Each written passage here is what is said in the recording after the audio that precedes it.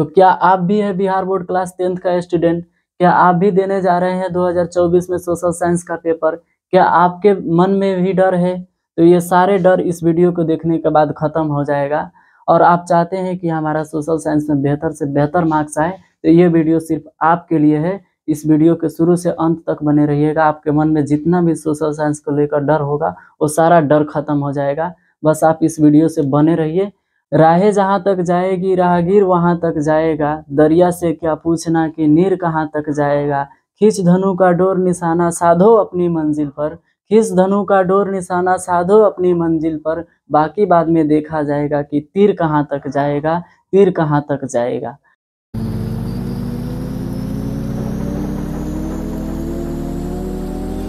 जय हिंद दोस्तों, आप लोग देख रहे हैं यूट्यूब का एक छोटा सा चैनल जिसका नाम है फाड़ू ऑनलाइन एजुकेशन।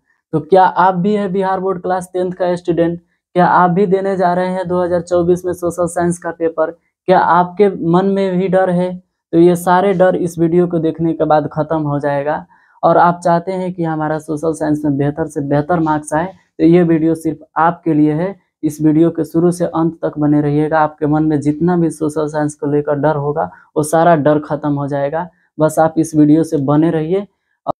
और साथ ही साथ आपको इस बात को ध्यान देना है कि सोशल साइंस का एग्ज़ाम देते वक्त इस बात को आपको अहम ध्यान देना है कि सोशल साइंस एक ऐसा सब्जेक्ट होता है जिसमें अपने तरीके से अगर लिखते हो, अपने माइंड से सोच कर लिखते हो, तो हो सकता है एग्जामिनर आपको ज़्यादा से ज़्यादा नंबर दे।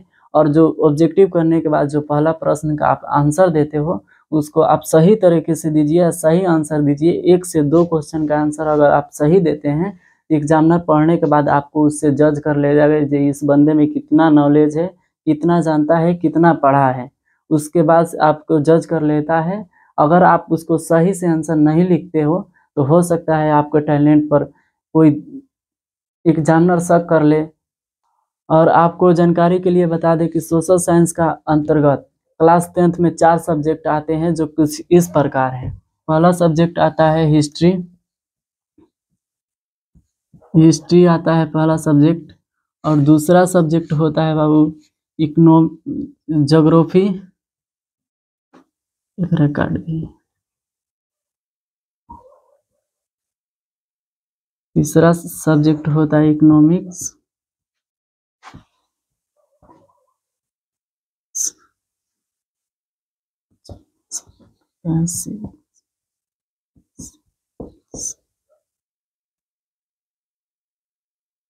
और इन चारों सब्जेक्टों में से आपका 20-20 नंबर का क्वेश्चन पूछा जाता है। अब पूरा टोटल मार्क्स होता है 80 नंबर का, और 20 नंबर का जो होता है आपके विद्यालय की तरफ से प्रैक्टिकल के रूप में दिया जाता है। तो पहले आपको हिस्ट्री में से 20 नंबर का पूछेगा, उसके बाद ज्योग्राफी में से 20 नंबर का पूछेगा, उसके बाद इकोनॉमिक्स में से 20 नंबर का पूछेगा, उसके बाद सिविक्स में से 20 नंबर का पूछेगा। टोटल मिलाकर 80 नंबर होता है।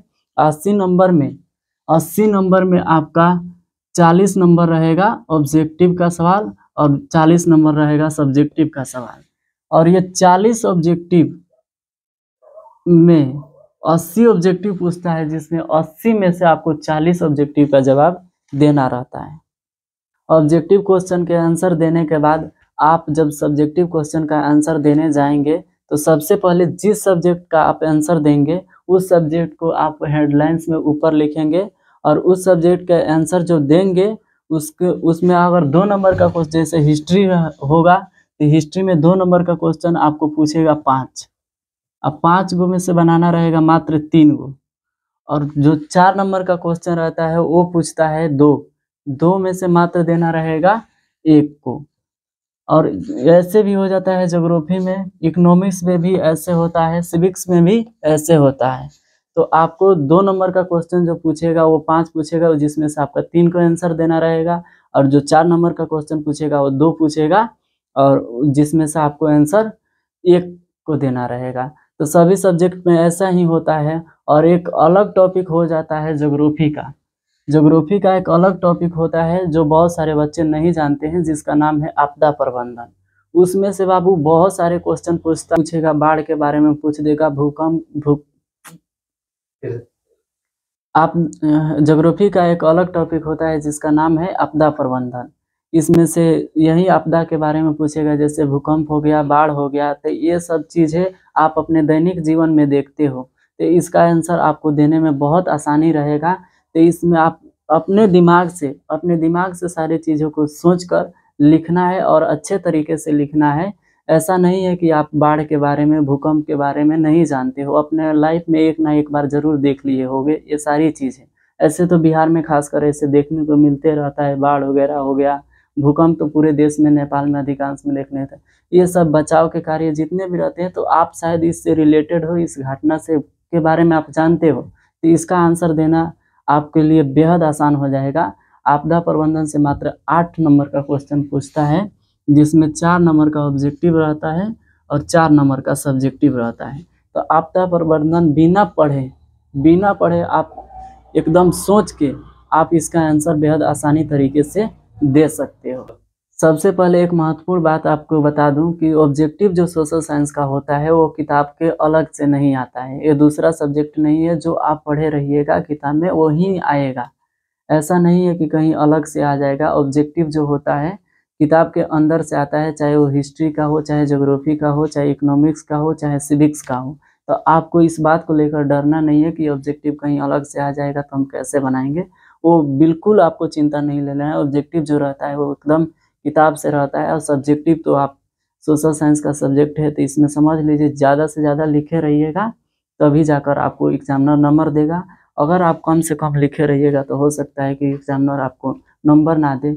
और सब्जेक्टिव, ये सोशल साइंस का जो होता है सब्जेक्टिव, तो उसको एकदम याद करने वाली चीज़ें नहीं होती है, वो आपको दिमाग से जितना सोचने की क्षमता से आप जितना लिख पाओगे उतना ही ज़्यादा आपको नंबर दिया जाएगा, बेहतर नंबर दिया जाएगा। बस आपका एक काम होना चाहिए कि आपको ज़्यादा से ज़्यादा लिखने की कोशिश करना है।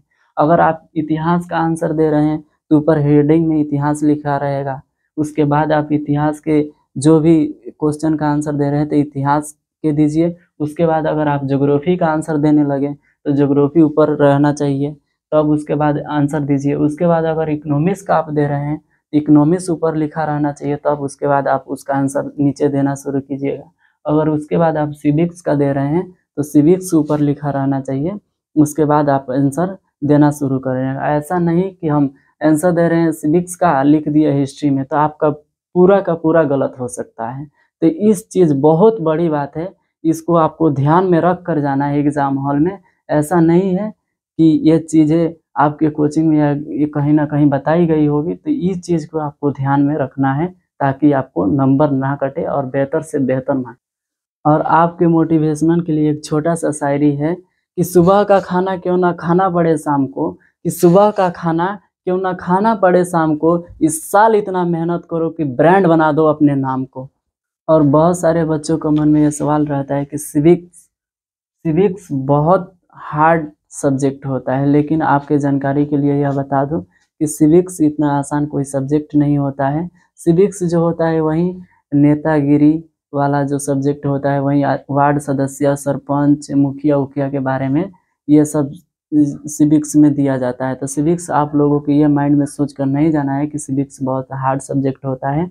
ये आप अपने ग्रामीण क्षेत्र में देख सकते हो, जो मुखिया को देखते हो, वार्ड को देखते हो, सरपंच को देखते हो, इसी के कार्यकाल के बारे में पूछा जाएगा। तो आपको सिविक्स को इतना डिफ़िकल्ट सब्जेक्ट लेकर नहीं चलना है, सिविक्स आसान सब्जेक्ट है। और रहा बात इकोनॉमिक्स की, तो इकोनॉमिक्स आपकी आर्थिक व्यवस्था, भारत में कैसी व्यवस्था पाई जाती है, यही सारे। रहा बात इकोनॉमिक्स का, तो इकोनॉमिक्स में यही भारत के अर्थव्यवस्था के बारे में पूछी जाएगी, विश्व की अर्थव्यवस्था के बारे में पूछी जाएगी।